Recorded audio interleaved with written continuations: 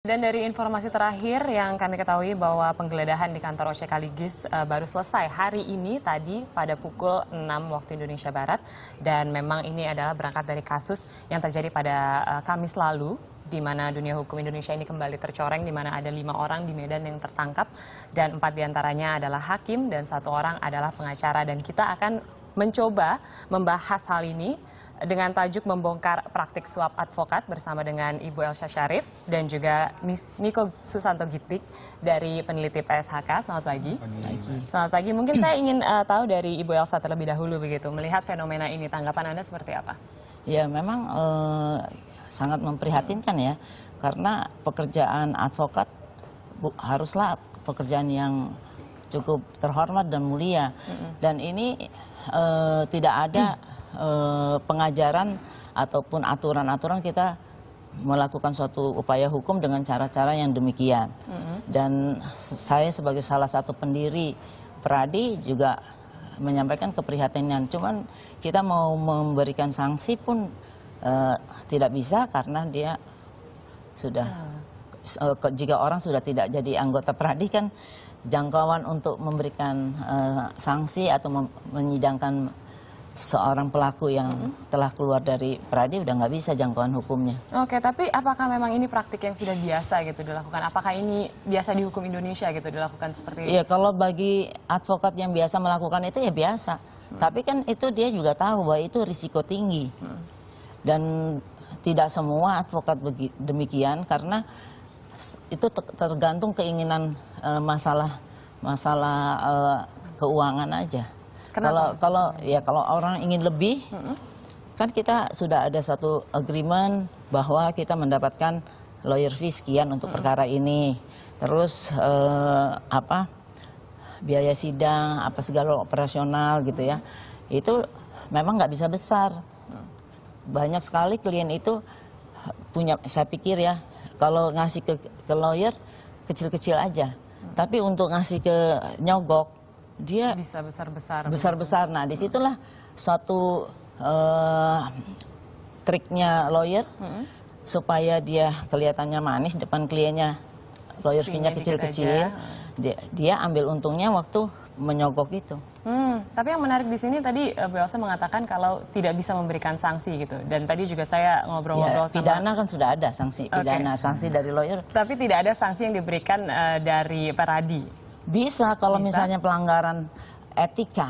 Pelanggaran etika itu bisa dihukum non-job, maksudnya tidak bisa beracara paling setahun atau dicabut dia punya brevetnya.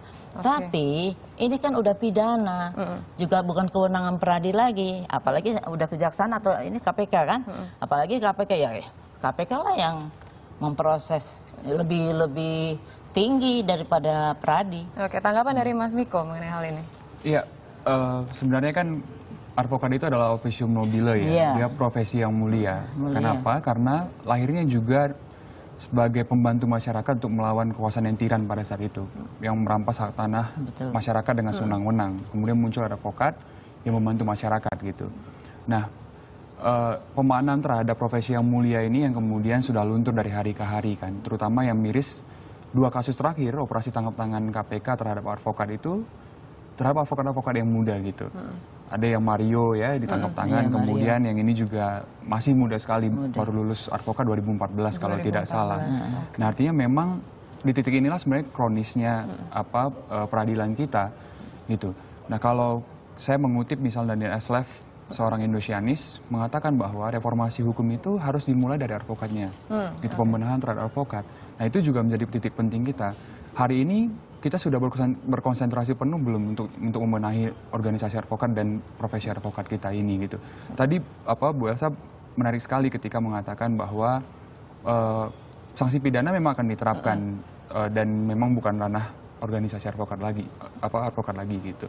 Tapi pasal 9 Undang-Undang Advokat mengatakan bahwa organisasi advokat itu bisa menarik izin, menarik lisensi ya, dan memberhentikan advokat tersebut gitu. Ada satu kasus yang cukup ekstrim sebenarnya, kasus Romel ya Bu ya. Nah ketika itu saya bisa mengatakan ini karena sudah diputus pengadilan. Ketika menjadi advokat dia dikenakan pidana 2 tahun, mendaftar hakim ad hoc tipikor tindak pidana korupsi, kemudian tertangkap juga karena perkara bansos, dan kemudian dihukum 7 tahun. Nah, tapi belum ada sanksi dari organisasi advokatnya sendiri untuk mencabut lisensinya, sehingga dia masih bisa beracara juga. Nah, menurut saya memang ini bukan, jadi sanksi pidana itu tidak kemudian menisbikan atau mengesampingkan sanksi etiknya.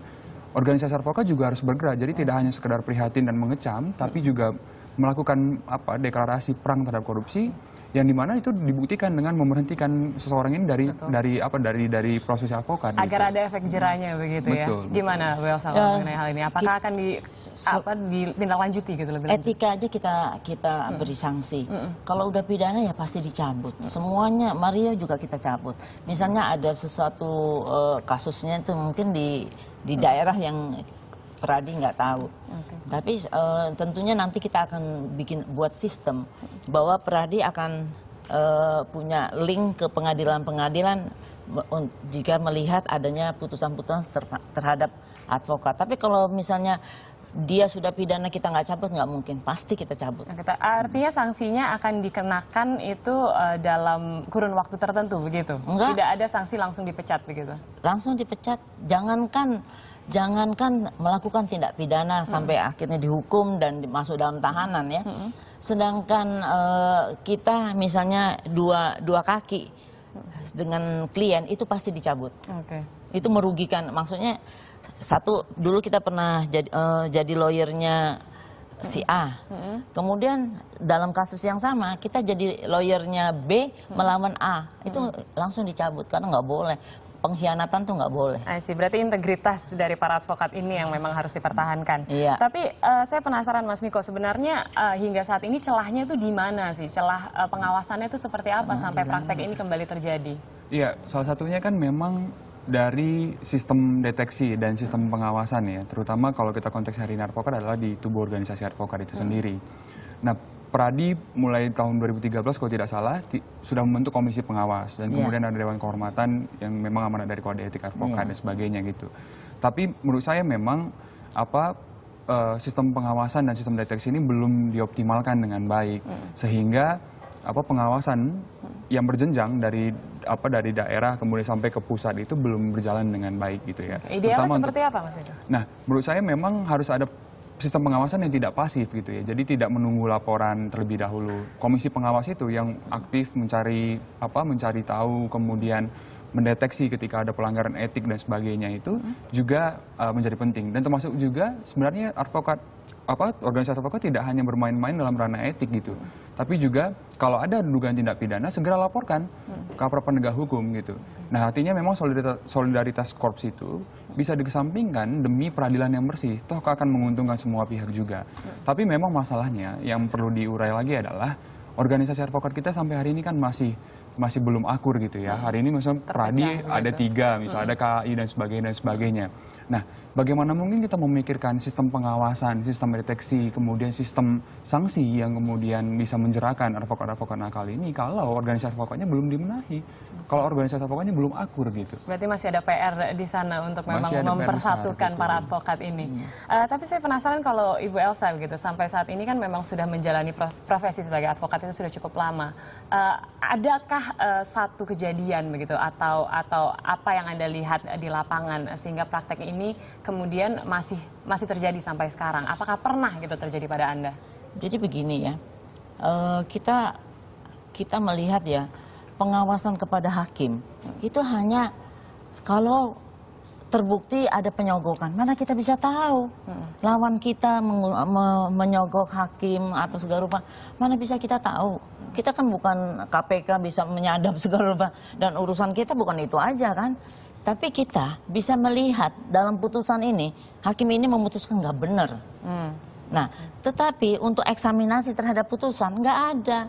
Sehingga misalnya ya kadang-kadang terlalu terang-terangan, yang putih jadi hitam, yang hitam jadi putih. Itu sampai sekarang nggak ada eksaminasi dan memberikan satu sanksi kepada hakim. Oke lah, advokatnya nggak benar, tapi hakimnya harus benar karena dia penentu, dia wakil dari Tuhan. Bukan advokat, bukan wakil dari Tuhan. Jadi kalau misalnya hakimnya bilang melalui siapapun dia bilang tolong kasih uang saya sekian kalau kamu menang. Terus kita bilang kita nggak punya duit. Kan saya banyak klien-klien saya nggak punya duit misalnya. Terus dia tiba-tiba benar-benar dia buktikan dia kalahkan dan itu, dan kita nggak bisa teriak kemanapun. Artinya ini pernah terjadi pada Anda? Sering.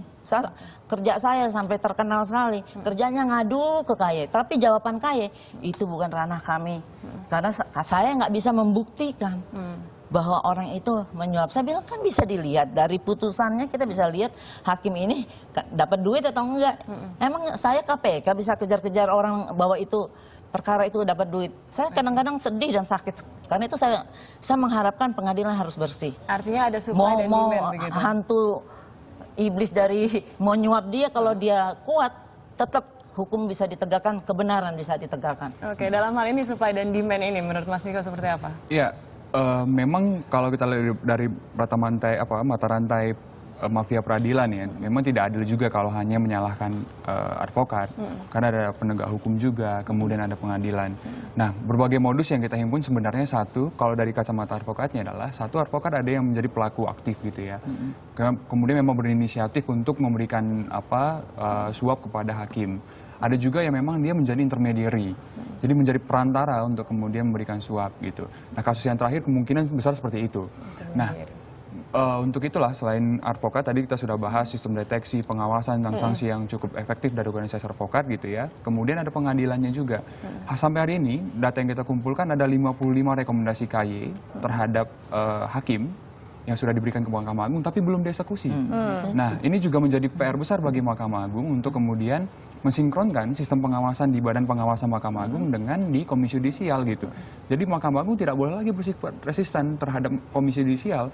Nah, sehingga pengawasan ini akan semakin efektif. Kenapa hakim penting untuk kemudian diawasi? Karena dia pejabat yang tidak dipilih, dia non-elected officials. Jadi pengawasan publik itu harus kencang, harus luar biasa gitu. Dan kemudian pengawasan dari Komisi Yudisial juga Badan Pengawasan juga harus demikian intensifnya. Juga salah satu lagi pengawasannya adalah dari sisi masyarakatnya. Nah, masyarakat hari ini kan juga harus didorong untuk kemudian mengeksaminasi tadi putusan-putusan hakim, menganotasi, mengkritisi putusan hakim, sehingga budaya hukum kita akan terbentuk dengan baik gitu. Kalau ada putusan hakim itu kan bukan sirkus gitu ya, bukan sulap gitu. Dia bisa terukur sebenarnya. Jadi yang A tidak mungkin jadi A kuadrat gitu. Yang janggal bisa terlihat. Bisa terlihat. Untuk itulah kemudian eksaminasi dari perguruan tinggi, kelompok-kelompok masyarakat sipil, advokat gitu ya. Itu penting sekali untuk kemudian didorong sehingga ada pengawasan dan kontrol terhadap pengadilan kita. Gitu. Berarti memang harus ada suatu sistem yang sinergis begitu. Betul. Tapi bagaimana cara mereformasi sistem peradilan kita yang memang saat ini sepertinya masih rentan korupsi, apalagi kita juga ingat kemarin KY juga 2 dari ketua dan juga wakil ketuanya dikenakan sebagai tersangka. Ya, memang pekerjaannya tidak mudah, tapi bukan berarti tidak mungkin gitu. Nah, yang perlu dilakukan adalah sebenarnya pembenahan institusi masing-masing gitu ya, pengadilan, kemudian ada advokat, kemudian ada penegak hukumnya, dan juga masyarakat yang sebagai pengontrol. Nah, itu menjadi penting sekali gitu. Sampai hari ini tadi kita sudah urai masalah di Mahkamah Agung, ada sistem pengawasan yang tidak berjalan dengan efektif, resisten terhadap Komisi Yudisial, ada 55 laporan yang tidak ditindaklanjuti dan sebagainya. Lalu sistem fungsi investigasi Komisi Yudisial juga tidak berjalan dengan efektif selama ini gitu ya. Penegak hukumnya juga masih banyak yang tertangkap tangan bahkan gitu. Kemudian ada advokat yang juga lagi-lagi tertangkap tangan. Nah, menurut saya memang kita harus mengurai satu persatu dari masing-masing institusi ini, kemudian memperkuat sistem pengawasan, kemudian sistem deteksi dan sistem sanksinya. Kalau tidak ada sanksi sama sekali, baik secara etik maupun secara pidana gitu ya, atau kemudian pidana tapi etiknya tidak berjalan, nah itu menurut saya juga tidak akan optimal gitu sama sekali. Berarti saran dari Mas Miko adalah sanksi. Kalau menurut Bu Elsa begitu, terkait dengan para pengacara-pengacara ini yang masih ada di luar sana yang dinaungi oleh Anda juga antaranya, bagaimana himbauannya sebenarnya? Ya, himbauan kami tentunya jagalah pekerjaan advokat sebagai pekerjaan yang mulia ya. Sebetulnya kita harus bangga sebagai advokat di mana kita sekolah sampai bekerja, sampai membuka lapangan kerja, membayar pajak adalah tanpa uang negara. Tentunya itu kita harus pertahankan kemuliaannya advokat. Jadi kalau ada kejadian begini kita sangat sedih dan juga memang susah ya, advokat ini orang yang bebas. saya berkeinginan, bercita-cita satu lembaga advokat, satu wadah, sehingga advokat yang nakal itu bisa segera kita proses. Ini enggak, kita mau proses, dia lari ke sana, dia mengundurkan diri. Orang-orang ngerti hukum semua, memang berat di situ. Tetapi saya sudah tanya-tanya semua teman-teman saya, sebagian besar tidak bersedia untuk menyogok. Kenapa? Mereka bilang kalau dia menyogok hakim, udah ngomongnya hati-hati, kayak orang pengemis, padahal menyerahkan duit itu risiko tinggi, seperti orang pengemis. Jadi saya bilang, memang motornya bukan dari advokat, itu resmi bukan dari advokat. Tambahan terakhir dari Mas Sedikit Miko. saja, Mbak. Satu kritik juga perlu ditujukan untuk kampus-kampus kita hari ini, perguruan tinggi hukum kita, yang kemudian menghasilkan lulusan-lulusan yang seharusnya memang berintegritas dan menjadi agen-agen anti korupsi dimanapun mereka berada gitu. Itu menjadi penting sekali. Nah, untuk itulah kemudian sistem pendidikan di Fakultas Hukum itu tidak hanya menghafal pasal-pasal gitu, karena keadilan itu bukan hanya pasal kan.